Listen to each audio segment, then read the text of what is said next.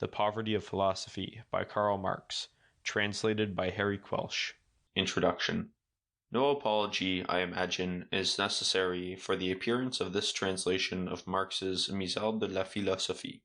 On the contrary, it is strange that it should not have been published in England before, and that the translation of his monumental work, The Capital, tardy as that was, should have yet been made before that of a work which was originally published some 20 years before Capital first appeared. It may be that the translators and editors of the latter work were of opinion that, in view of the comprehensiveness of Capital, a publication of an English edition of the Misère de la Philosophie would be a work of supererogation, or it may be that they thought a book so distinctly French, as the Capital may be said to be distinctly English, and which was, further, exclusively a criticism of a work of Proudhon's little known in England, would have slight interest for English readers. On the other hand, the groundwork of the theories so fully elaborated in Capital, apart from its exhaustive analysis of the capitalist system of production and distribution, will be found in Misère. In addition, there are several subjects, notably that of rent, dealt with in this volume which are barely touched upon in the single book of Capital, which has been translated into English. Marx's criticism of Proudhon's theory that, quote, the time which is necessary to create a commodity indicates exactly its degree of utility, so that the things of which the production costs least time are the things which are the most immediately useful, end quote, has been matched by H. M. Hyndman's crushing refutation of the theory of final utility.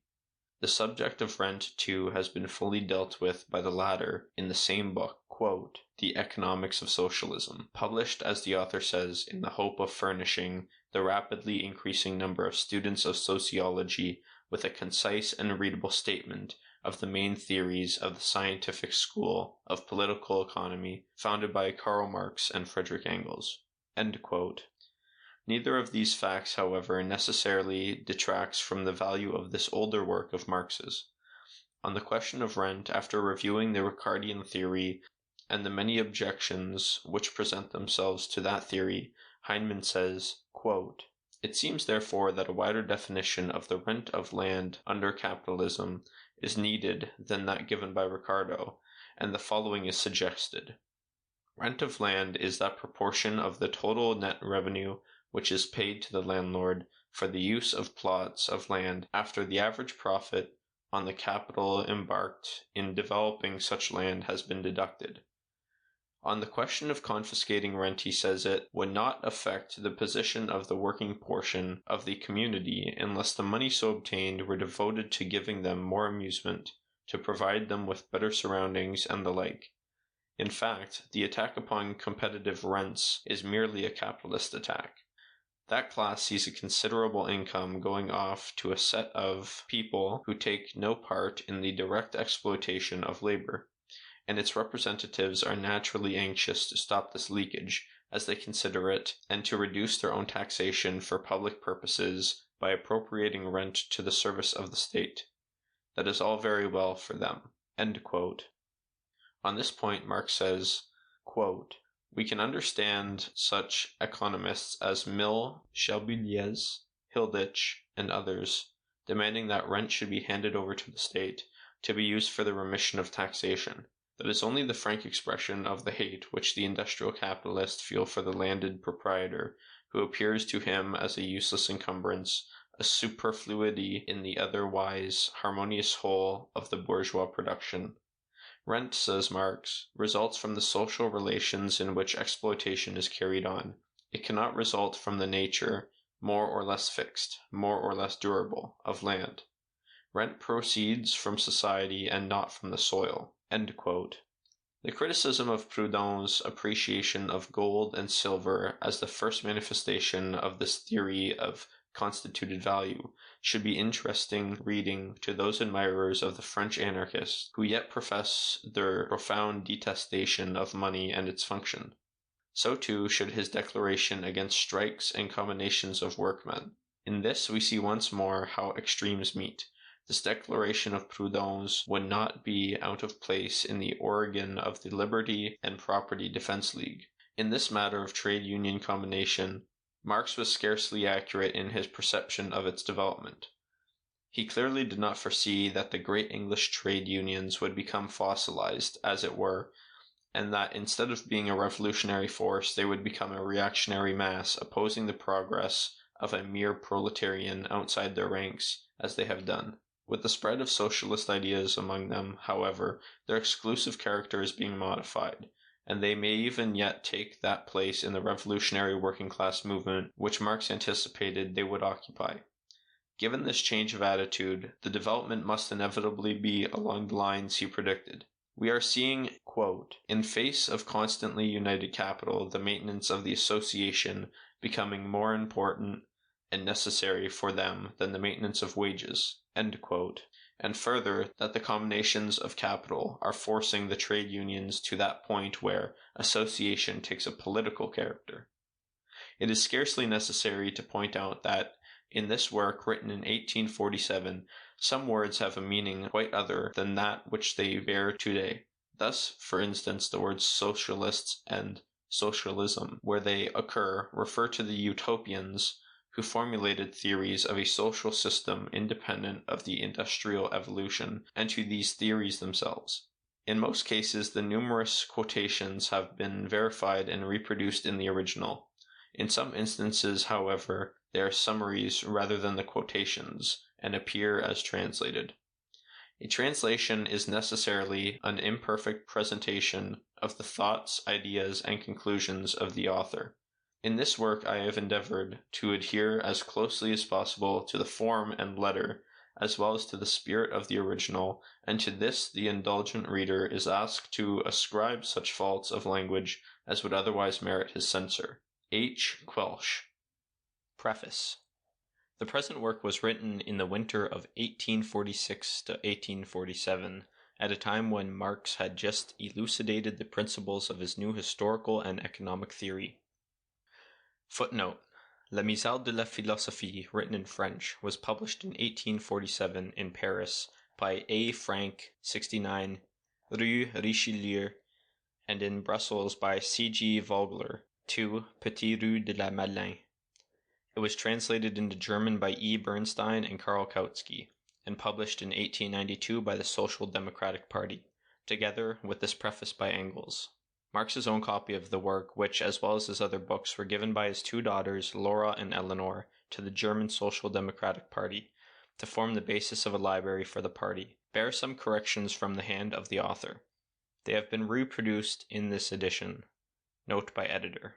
The Système des contradictions économiques ou philosophie de la misère of Proudhon, which had just appeared, gave him the opportunity of developing his principles in opposing them to the ideas of the man who from them was to take a preponderating place among the French socialists of his epoch.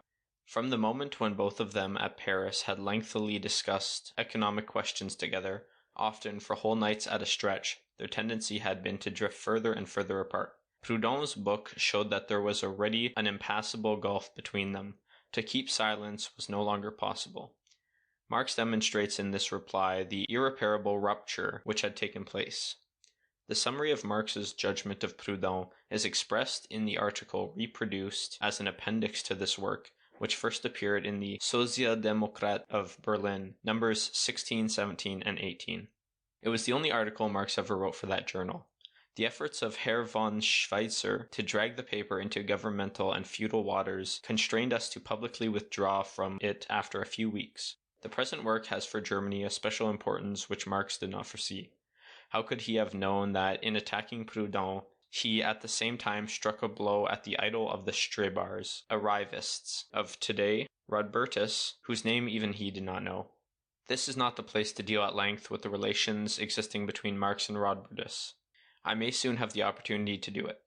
Suffice it here to say that when Rodbertus accused Marx of having pillaged him, and of having in his capital profited much by his work, zur Erkenntnis, without making any acknowledgement, he allows himself to be guilty of a calumny, which is only to be explained by the natural ill-humor of the misunderstood genius, and his remarkable ignorance of everything occurring outside of Prussia, and notably of socialist and economic literature.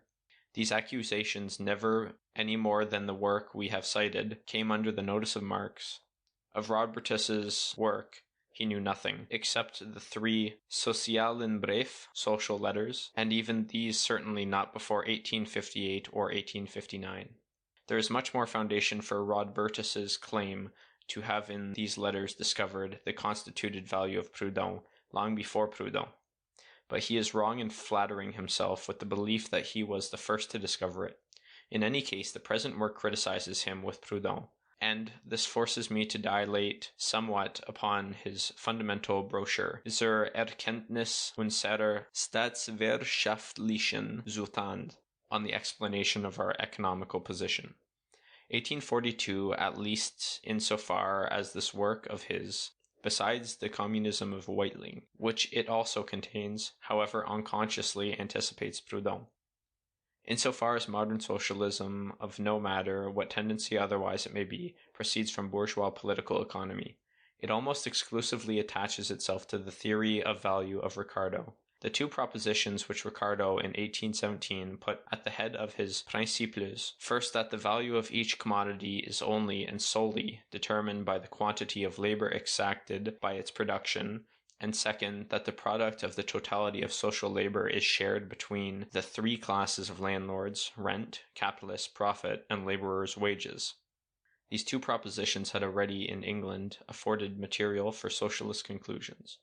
They had been deduced with so much clearness and profundity that this literature, which has now almost disappeared and which Marx had in great part discovered, could not be surpassed until the appearance of Capital.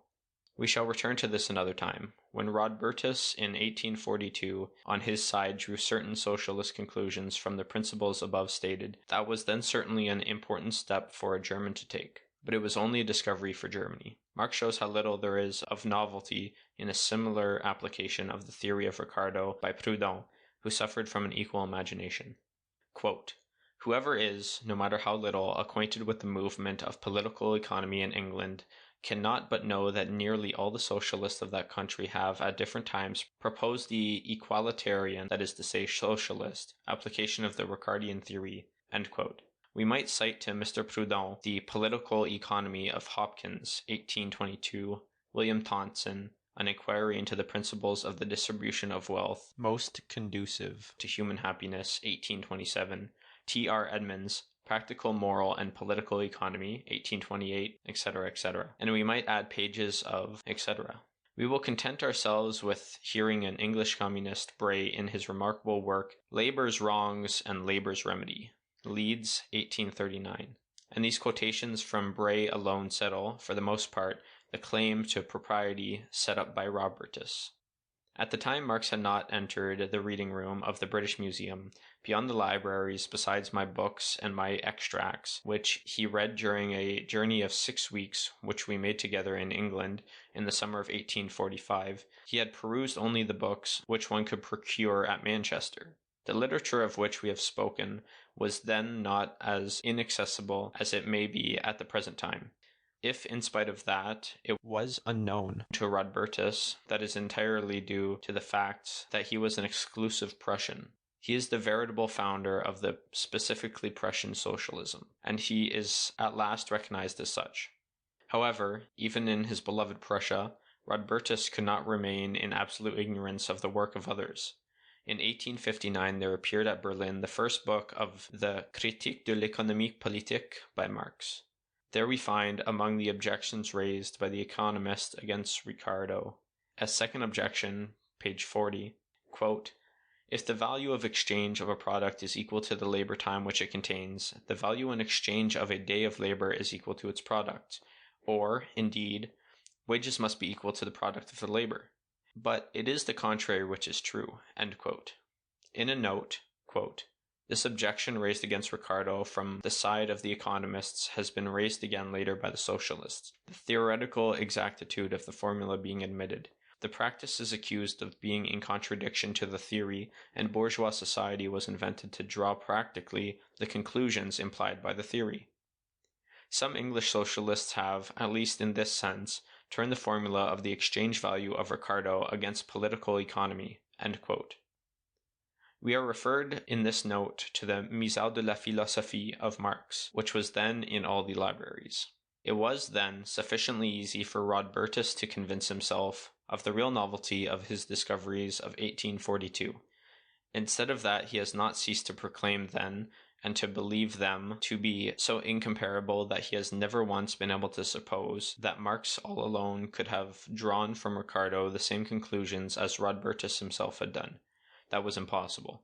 Marx had pillaged him to whom the same Marx had offered every facility for convincing himself that long before either of them these conclusions, at least in the gross form that they still possessed with Rodbertus, had already been expressed in England. The most simple socialist application of the theory of Ricardo is that which we have given above. In many cases, it has led to perceptions on the origin and the nature of surplus value, which has gone far beyond Ricardo. The same may not be said with regard to Rodbertus. Not only does he, in this order of ideas, never present anything which has not already been at least as well said before, but his expositions also possess all the defects of those of his predecessors. He accepts the economic categories of labor, capital, value, in the crude form in which they had been transmitted to him by the economists, under their assumed form, without seeking their content.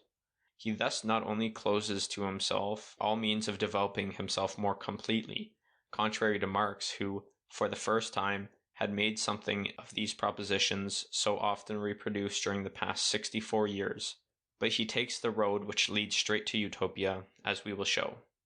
The above application of the theory of Ricardo, which shows to the workers that the totality of social production, which is their product, belongs to them because they are the only real producers, leads direct to communism. But it is also, as Marx shows, false in form, economically speaking, because it is simply an application of morality to economy. According to the laws of bourgeois economy, the greater part of the product does not belong to the workers who have created it. If then we say, that is unjust, it ought not to be. That has nothing whatever to do with economy. We are only stating that this economic fact is in contradiction to our moral sentiment.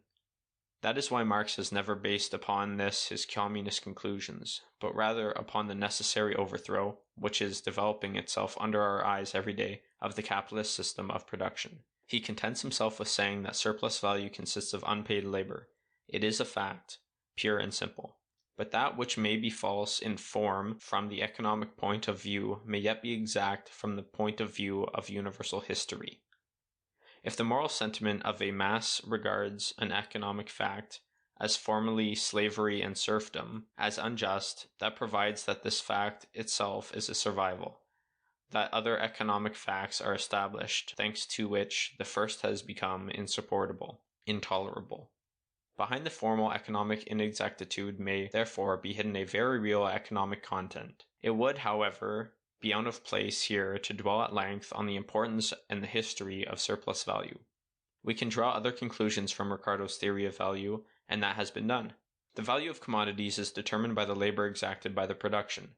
But it is found that in this wicked world commodities are bought sometimes above, sometimes below their value, and besides there is the relation to the variations of competition.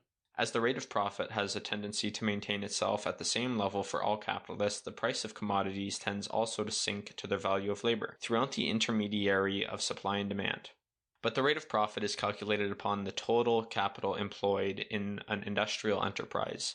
On the other hand, in two different branches of industry, the annual production may incorporate equal masses of labor, that is to say, present equal values. Well, if the wages are not at an equal level in these two branches, the capital advance can be, and often is, doubled or trebled in one of the other branches. Ricardo's law of value, as Ricardo himself has already discovered, is in contradiction to the law of the equality of the rate of profit.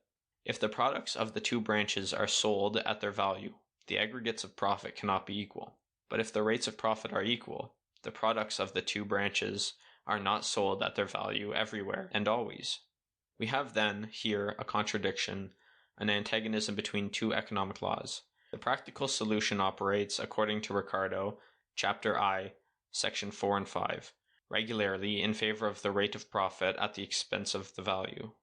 But Ricardo's definition of value, in spite of its evil characteristics, has a phase which renders it dear to our good bourgeoisie. That is the side on which it appeals with irresistible force to their sense of justice, justice and equality of rights. Those are the twin pillars upon which the bourgeoisie of the 18th and 19th century would raise their social edifice above the ruins of injustice, of feudal inequalities and privileges. The determination of the value of commodities by labor and the free exchange which arises according to this measure of value between the possessors of equal rights, such are, as Marx has already shown, the real foundations upon which all the political, juridical, and philosophical ideology of the modern bourgeoisie is erected. When one knows that labor is the measure of commodities, the good sentiments of the worthy bourgeoisie must feel deeply wounded by the wickedness of the world, which, indeed, nominally recognizes this principle of justice, but which every moment, without compunction, actually appears to set it on one side. Above all, the little man, whose honest labor, even when it is only that of his workmen or of his apprentices, loses every day more and more of its value through the competition of the great industry and of machinery. Above all, the small producer must ardently desire a society in which the exchange of products according to their labor value would be a complete and invariable reality. In other terms, he must ardently desire a society in which a single law of production and commodities reigns fully and exclusively, but in which the conditions which alone render this law effective, that is to say, the other laws of production of commodities, or better, of capitalist production, were entirely suppressed. This utopia has struck in its roots deep and wide in the thought of the modern middle class, real or ideal. This is demonstrated by the fact that already in 1831 it had been systematically developed by John Gray, that at this period it had been practically tried, theoretically expounded, in England, proclaimed as the most recent truth in 1842 by Rodbertus in Germany, and in 1846 by Proudhon in France, and again published by Rodbertus as the solution of the social question, and, so to speak, his social testament in 1871, and in 1884 it receives the adhesion of the sequel evolved under the name of Rodbertus to exploit Prussian state socialism. The criticism of this utopia has been made so completely by Marx, as well against Proudhon as against Gray, that I need only devote myself here to some remarks on the special form that Rodbertus has adopted to formulate and express it. As we have said, Rodbertus accepts the traditional economic concepts under the exact form in which they have been transmitted to him by the economists. He does not make the slightest attempt to verify them. Value for him is, quote, the quantitative valuation of one thing relative to others, this valuation being taken for measure, end quote. This none too rigorous definition gives us at the most an idea of what value appears almost to be, but does not say absolutely what it is. But as it is all that Rodbertus is able to tell us about value, it is comprehensible that he seeks for a measure of value outside of value.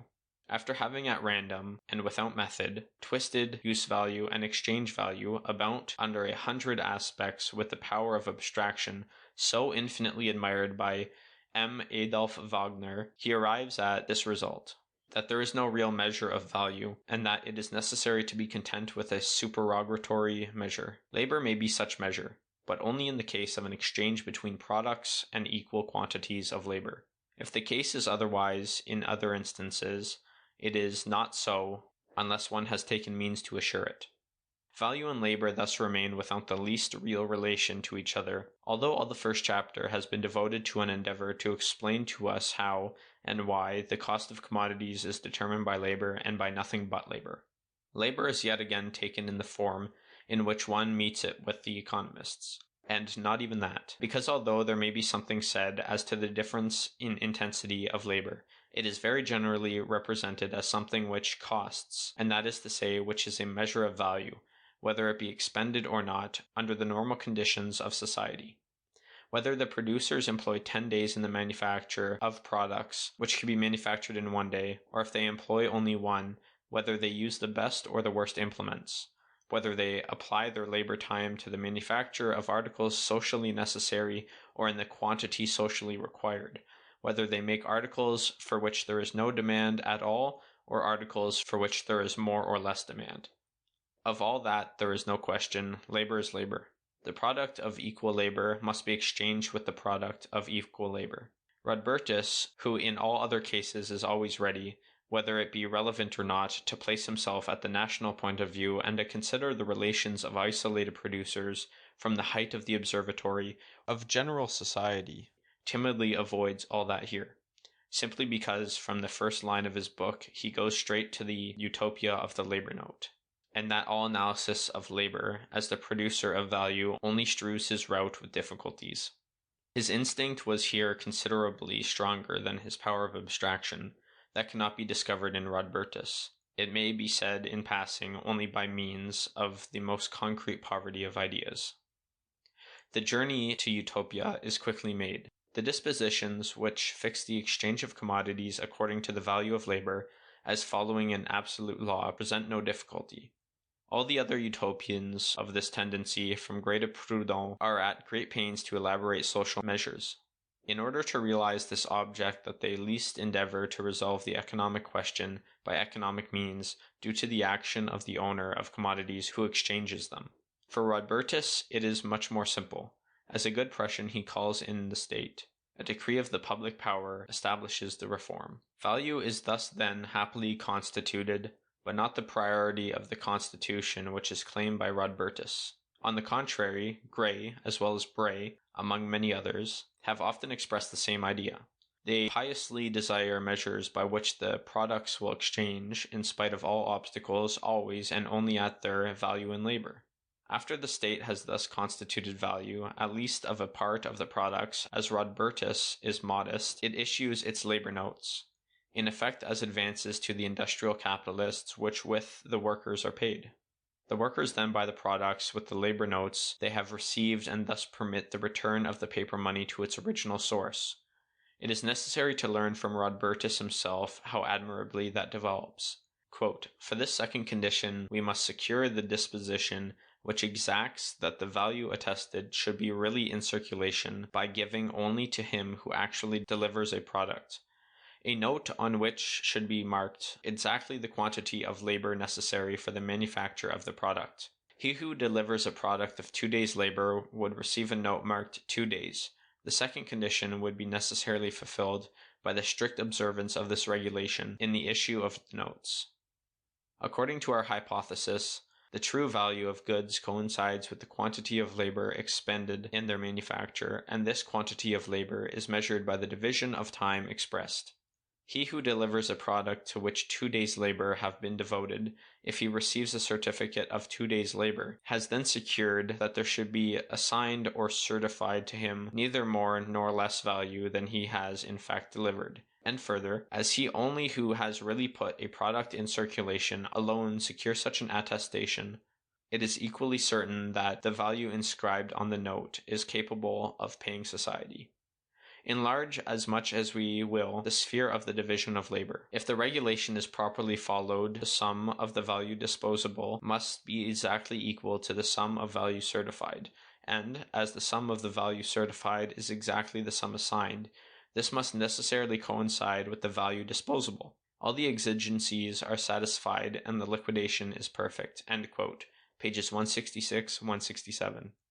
If Rodbertus has, up to the present, had a misfortune of arriving too late with his discoveries, this time, at least, he has obtained a kind of originality.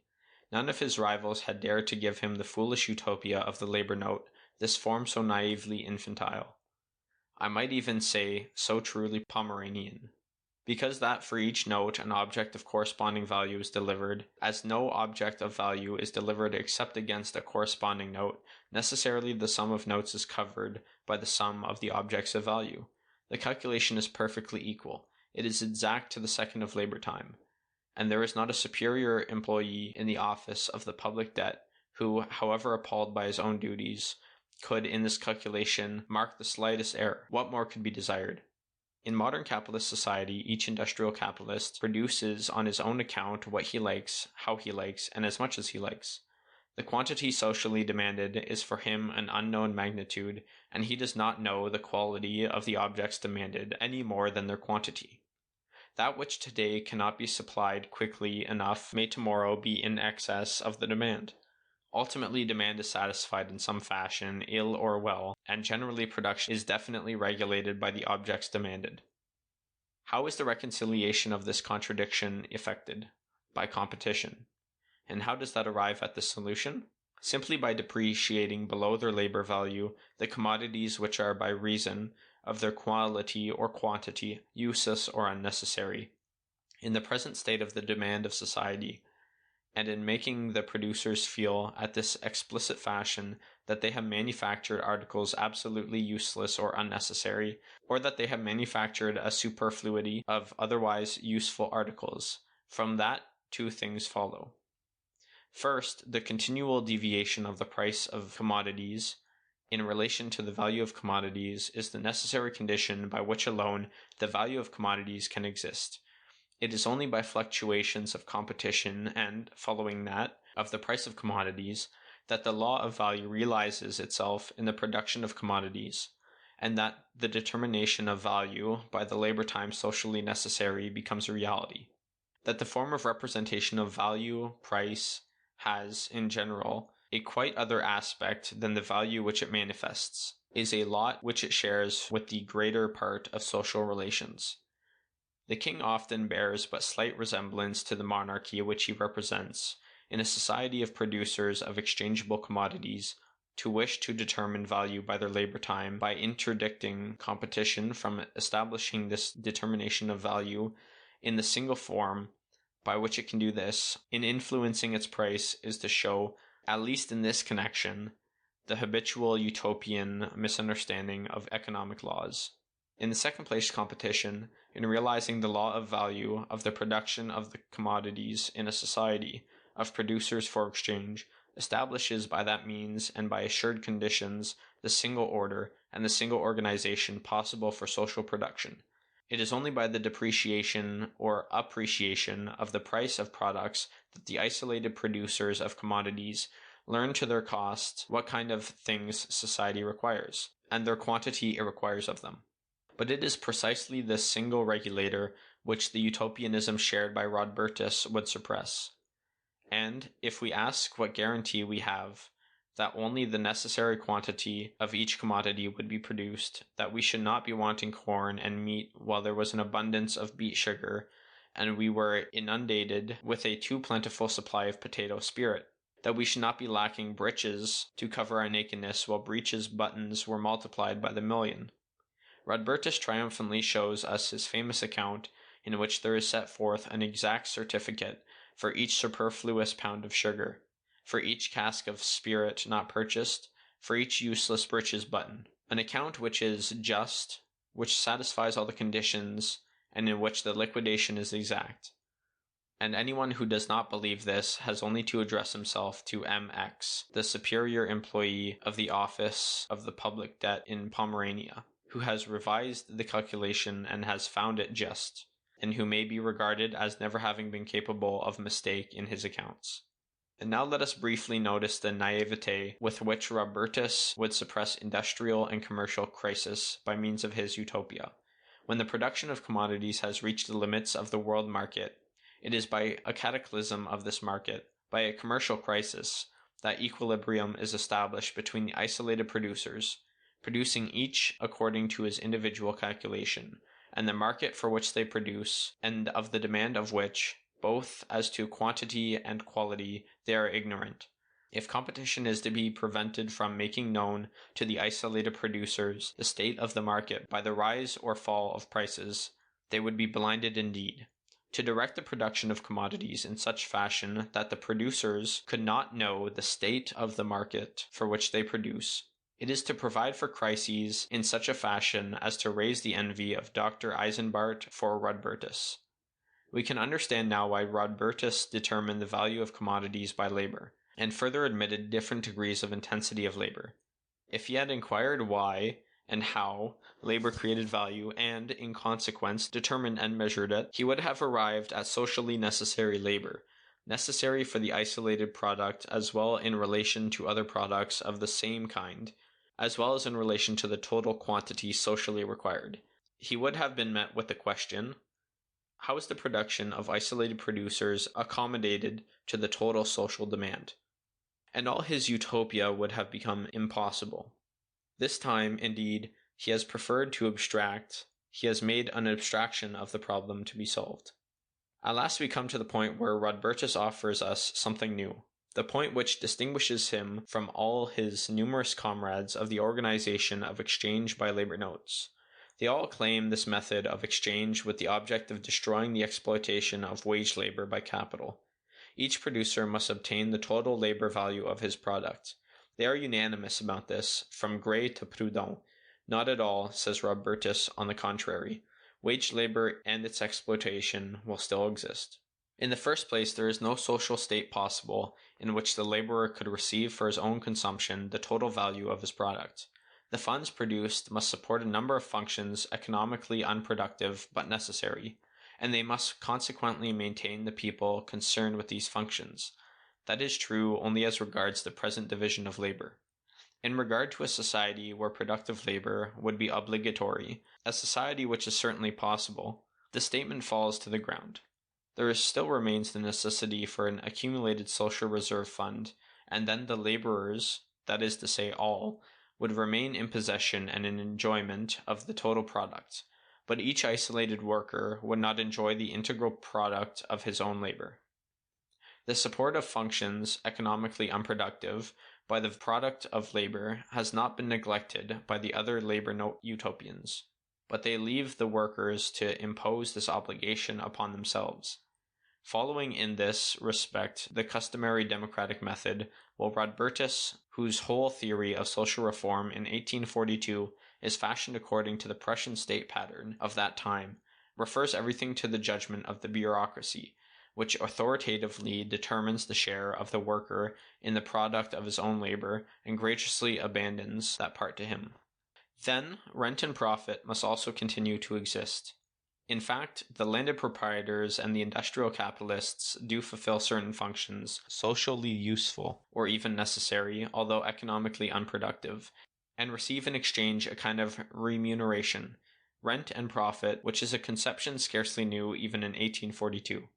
Truth to tell, they receive very much too much for the little that they do, and which they do sufficiently ill. But Rodbertus has need of a privileged class, at least for 500 years to come. Also, the rate of surplus value, to express myself correctly, that must also exist, but without being capable of being augmented. Rodbertus accepts that the actual aggregate of surplus value, 200%, that is to say, that for a daily labor of 12 hours, the worker will not receive a certificate of 12 hours, but one of 4 hours only, and the value produced in the remaining 8 hours must be shared between landlord and capitalist. The labor notes of Rodbertus lie then, absolutely. But it is necessary to be a Pomeranian feudal proprietor to imagine that there is a working class to whom it would be advantageous to work 12 hours to obtain a labor note of 4 hours. If the juggleries of capitalist production were translated in the simple manner in which it appears as a manifest theft, it would be rendered impossible. Each labor note given to the worker would be a direct provocation to rebellion, and would fall within the scope of Section 110 of the Penal Code of the German Empire. It is necessary never to have seen any other proletariat than that of a Pomeranian feudal estate, a proletariat of day laborers, almost serfs, in fact, where the baton and the whip reign supreme, and where all of the pretty girls of the village belong to the harem of their gracious seigneur, to be able to offer such impertinences to the workers, but our conservatives are our greatest revolutionists. But if the workers were sufficiently simple to allow themselves to be persuaded that having labored for 12 full hours, they have in reality only labored 4 hours, they would at least be recompensated by being guaranteed that their proportion of the product of their own labor would never fall below a third. That is, in reality, to play the air of the society of the future on a child's trumpet. That is really not worth spending another word upon. Consequently, all that Rodbertus offers that is new in his utopia of labor notes is childish, and far inferior to the labor of his numerous rivals, whether they have preceded or followed him. For the epoch in which appeared Rodbertus's Zur Erkenntnis, etc., was certainly an important book. To pursue the theory of Ricardo in this direction was a promising beginning. If for him and for Germany alone it was a novelty, his work might in its completion have attained the same height as that of the best among his English predecessors. but it was only a commencement of which the theory could only achieve a real result by ulterior, fundamental, critical work. This development was arrested because from the outset, the development of the theory of Ricardo was carried in the other direction, in the direction of utopia. From then it lost the essential of all criticism, independence. Rodbertus worked then with a preconceived end. He became an economist with a settled tendency. Once seized by his utopianism, he is precluded from all possibility of scientific progress. From 1842 until his death, he turned in the same circle, reproduced the same ideas, already expressed or indicated in his preceding works, found himself misunderstood, found himself pillaged. Then he had nothing of which to be robbed, and at last refused to accept the evidence that, at bottom, he had discovered nothing which had not already been established long before him. It is scarcely necessary to remark that in this work the language is not identical with that of Capital. In this work, Marx still speaks of labor as a commodity and of its purchase and sale instead of labor power. As appendices, we have added to this work, first, a passage from Marx's work Critique de l'économie politique, Berlin 1859, with reference to the labor notes Utopia of John Gray, and second, the discourse of Marx on free trade, delivered in French at Brussels in 1847, which belongs to the same period of the author's development as the Misère. Frederick Engels, London, October 23rd, 1884. Author's Preface. Mr. Proudhon has the misfortune of being singularly misunderstood in Europe. In France he has the right to be a bad economist, because he has passed for a good German philosopher. In Germany he has the right to be a bad philosopher, because he passes for one of the greatest of the French economists. We, as both German and economist at the same time, wish to protest against this double error. The reader will understand that in this ungrateful task it has been often necessary for us to leave the criticism of Mr. Proudhon in order to turn to that of German philosophy, and to set forth from time to time some views on political economy. Karl Marx, Brussels, June 15, 1847. The work of Mr. Proudhon is not simply a treatise on political economy, an ordinary book. It is a Bible. Mysteries, secrets dragged from the bosom of God, revelations, nothing is wanting. But as, in our days, the prophets are discussed more conscientiously than the profane authors, the reader must resign himself to pass with us by the arid and gloomy erudition of Genesis, in order to rise later, with Mr. Proudhon, into the ethereal and fruitful regions of supra-socialism. See Proudhon's Philosophie de la Misère, Prologue, page I, line 20. End of author's preface.